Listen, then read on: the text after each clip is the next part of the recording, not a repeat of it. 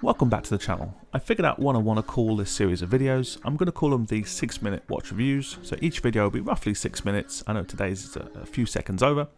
Kicking us off today is the Shock DW-5610SUS-5ER.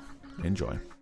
So we're going to do a quick unboxing of this G-Shock watch. This watch, as you can see, has a slightly different box from the typical G-Shocks, in that it's slightly elongated, and we're going to discover why that is very soon. At the top of the box we have our regular paperwork, which comes with every G-Shock, which is the manual. I'm sure you recognise that if you've had a G-Shock before. Here we have instructions on how to dispose of your G-Shock, because obviously it has a battery in it, which again is similar to with other G-Shocks. How to register your G-Shock, and then the 2-year warranty card. Again, all standard stuff. First bit, which is rather unusual, is with this G-Shock it comes with a specialist tool.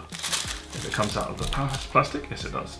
This is a tool that we use to change the straps. It's quite a chunky tool. I've definitely got some exactly the same functional tools in my kit, and this is a much more heavy duty version with a heavier handle. So that tells us straight away that this G-Shock is not like other G-Shocks, because it comes with an extra strap. In here we have more foam, and we have a watch and an extra strap. Get rid of the plastic. We've got a nice sounding Casio crinkly plastic, which is always nice to see. Two-tone resin strap as the default is how it comes.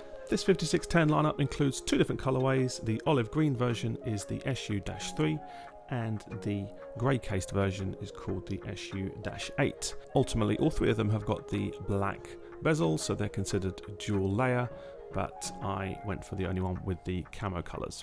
And then our little bonus strap is a nice quality, encased in plastic as always, nice quality cloth strap.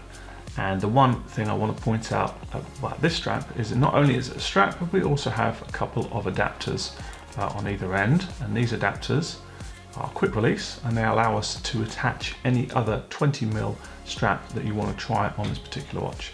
So it's a nice feature, nice that they included that, and yeah, this is definitely a multi-functional G-Shock Square. This G-Shock Square does look kind of different to the other G-Shock Squares in my collection, so that's the reason why I wanted to add it. I do like the G-Shock Squares overall, and this one with the layered bezel looks kind of interesting. They do say that the layered bezel is functional as well as being aesthetically nice. It's supposed to add a little layer of shock resistance. All of the G-Shocks obviously by their definition are shock resistant, so if this one pushes that to 11, then I'm happy for that. Am I ever going to see the benefit of the two dual layers as opposed to the singular layer? Almost certainly not. The backlight is really good on this. It kind of needs to be on this. The one of the negatives of this watch is really that negative display, although it looks kind of nice when you get the lighting right. It's not as legible as I'd like it to be perhaps. The module in this is the 3229 module, which is in lots of G-Shock Squares, and so it's pretty much bulletproof at this point. You know, you've got all of your basic functionality like a stopwatch, a timer, an alarm. So moving on to more negatives, obviously.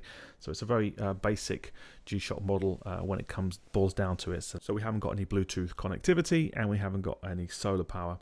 I mean, those two functions would add thickness and bulk to the watch, so I can understand why they wanted to keep it minimal. As well as being shock resistant like all G-Shocks, this is a water resistant watch, so this one will actually go up to 200 meters, which is just as good as lots of my diver watches, so that's pretty good and pretty standard for most G-Shock Squares.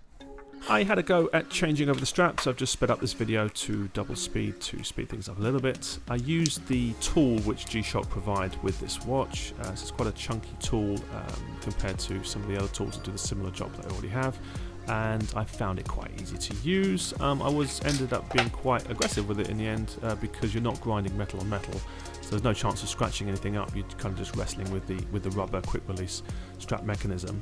As you can see here, I do struggle a little bit to get the new strap in, just because there is a great big notch on the quick release casing. So it means you're never going to get it in the wrong direction, which is good, but it does take a little bit of getting used to. The metal bar has to be fully retracted before you're going to get anywhere near fitting it in, so I did wrestle with it a little bit. I'm not being that aggressive, to be fair, but at the time it did feel like I was really pushing it to try and fit it in. It took me just over 2 minutes. Oh, this is, by the way, this is my first ever attempt at trying to do this, so I guess I'll speed up later on. But yeah, I was quite pleased with how the whole process went. I don't feel like I'm ever going to damage the watch, and there we go, finished it in 2 minutes 20. In conclusion, I reckon this G-Shock would probably make a really nice gift idea. The fact that you've got a more elaborate box, plus obviously the fact that you've got the 2 straps, means that the person choosing it can pick whichever one they prefer. Personally, I really like the resin one. It's extremely comfortable and the watch is extremely light, so you hardly notice it's there. Thank you very much for checking out this video. I've got a few more G-Shocks I'd like to produce videos for, so hopefully they will be available shortly. As well as G-Shocks, there's another brand called Alpina, which is a Swiss watch brand with lots of history. I've got a couple of their watches that I'd like to do videos for, so look out for those. As you can see, we're pretty new and a very small watch video channel, so if you've got any feedback for me, please leave it in the comments below and I'll make sure to take it all on board and make any alterations. You know, I'm pretty open to changing the format if that's something you want to see. But yeah, I hope you enjoyed this video and I'll see you on the next one.